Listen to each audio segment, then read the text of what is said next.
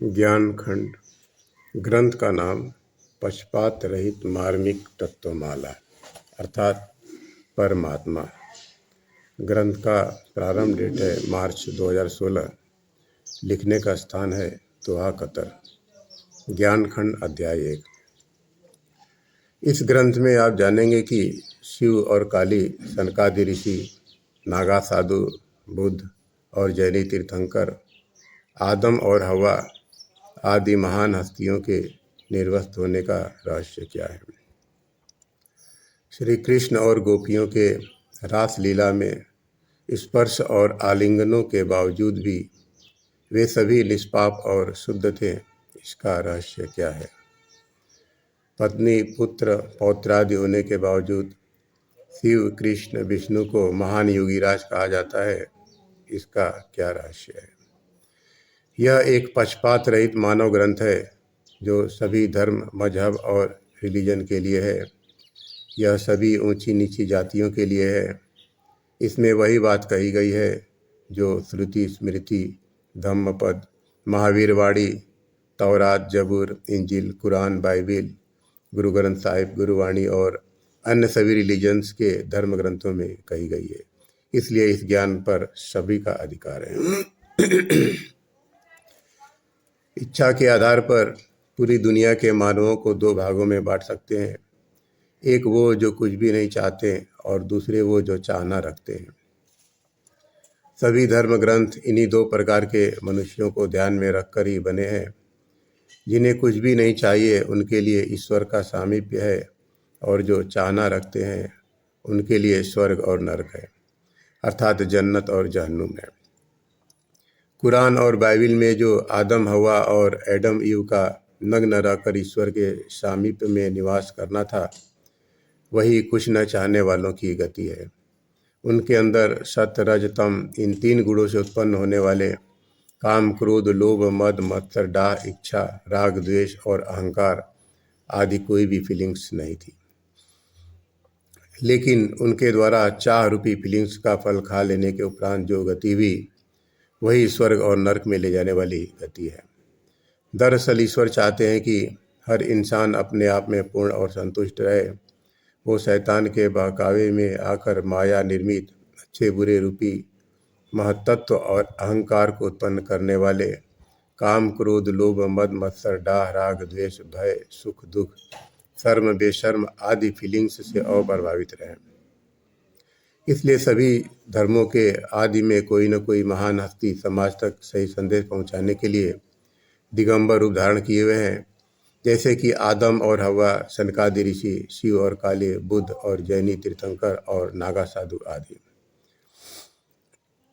इब्राहिमी धर्मों, यहूदी, ईसाई और इस्लाम में तौरात, जबूर, इंजिल और कुरान के अनुसार यहोवा, यीशु और अल्लाह भी यही चाहते हैं। इसलिए आदम और हवा अदन के वाटिका में नंगे ही रहते थे, और नंगे रहने के बावजूद भी वे निष्पाप, निर्दोष और परम पवित्र थे। आखिर ऐसा क्यों। यही जानने का विषय है जिसे हम इस ग्रंथ के माध्यम से जानेंगे। और जब उन्होंने अच्छे बुरे का ज्ञान देने वाला फल खा लिया, तब वे दोषी, पापी और अपवित्र हो गए। यही जानने का विषय है जिसे हम इस ग्रंथ के माध्यम से जानेंगे। गौर इस बात पर करनी है कि इस तरह दिगंबर रूप से वे समाज को कौन सी शिक्षा, कौन सा धर्म समझाना चाहते हैं। आदम और हवा प्रसंग के पीछे उस ईश्वर का लक्ष्य क्या है, ये जानना जरूरी है।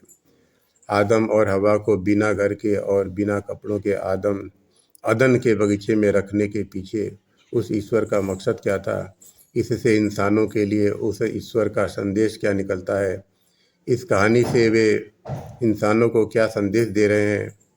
बड़े दुख की बात है कि कुरान और बाइबिल के व्याख्याकारों ने तो हर प्रसंग का बड़े विस्तार से व्याख्या किया, लेकिन इस विषय को संक्षेप में किया। चाहे वो व्याख्याकार यहूदी हो, ईसाई हो या मुस्लिम हो, सभी ने इस विषय को गंभीरता से न लिया, संक्षिप्त में व्याख्या कर दी और जन्नत देने वाले विषयों का विस्तृत से व्याख्या की। शिव, काली और तीर्थंकरों, निवृत्त ऋषियों, आदम और हवा का बेघर और नग्न रूप ये बतलाते हैं कि उस ईश्वर का आदेश क्या है, उस ईश्वर को पसंद क्या है, वो ईश्वर चाहता क्या है, वह उस ईश्वर की इच्छा क्या है। अर्थात उस ईश्वर के आदेश, पसंद, इच्छा और उपदेश को जानना हो तो इस बात का विस्तार से शोध करना होगा। तब पता चलेगा कि ईश्वर का सबसे पहला उपदेश क्या है, सबसे पहला संदेश क्या है, इंसानों के लिए सबसे पहला और जरूरी लक्ष्य क्या है, स्वर्ग और हुलों का लक्ष्य या मुक्ति का लक्ष्य।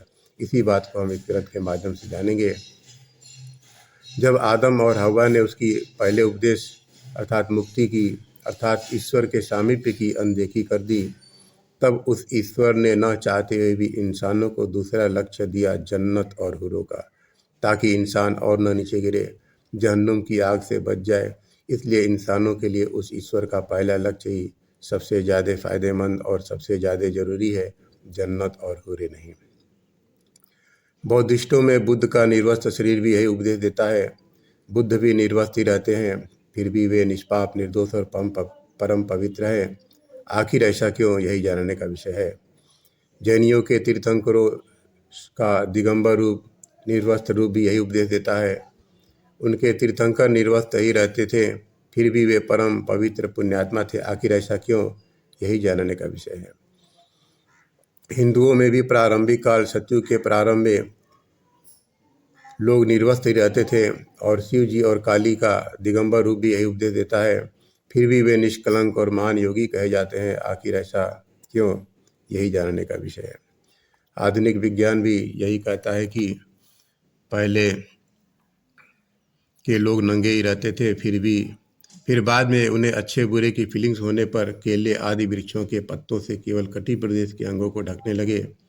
अर्थात जो सारे धर्मों का परमात्मा है, अर्थात जो सारे जगत का नियंता है, वो यही चाहता है कि सारे लोग माया निर्मित महातत्व और अहंकार रूप से भेद पैदा करने वाले अच्छे बुरे के फीलिंग से ही दूर रहे।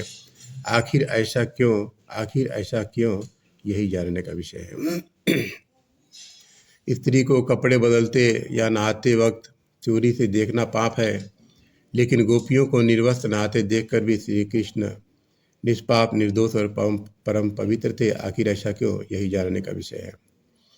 पुरुषों के लिए पर स्त्री स्पर्श और स्त्रियों के लिए पर पुरुष स्पर्श पाप है, लेकिन श्री कृष्ण और गोपियों के रास लीलाओं में स्पर्श और आलिंगनों के बावजूद भी सभी निष्पाप और शुद्ध थे। आखिर ऐसा क्यों, यही जानने का विषय है।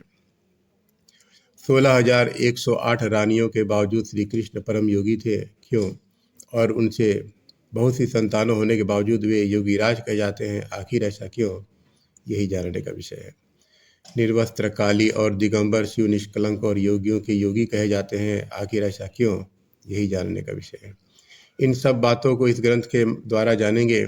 इसके अलावा शैतान के चंगुल से बचना कैसे है, अर्थात माया के भ्रमजाल से निकलना कैसे है, ईश्वर के बताए गए उस परम लक्ष्य तक पहुंचना कैसे है, किस तरह से इस जीवन को जिया जाए कि मौत से पहले ही जीवन मुक्त हो सके, खुदा के उस लक्ष्य को, परमात्मा के उस लक्ष्य तक पहुंचने के काबिल हो सके।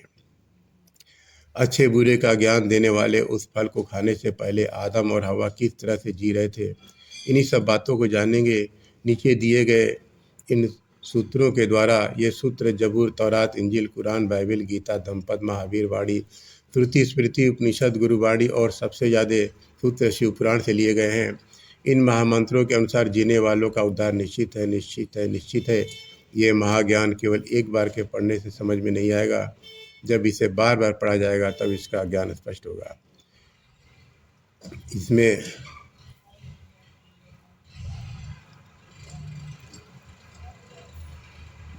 सभी सूत्र एक दूसरे पर आधारित है, इसमें कुछ भी त्याज्य नहीं है। इसलिए पूरा पढ़े और प्रतिदिन पढ़े सुने, निश्चित ही उद्धार होगा। यह सत्य है, सत्य है, सत्य है।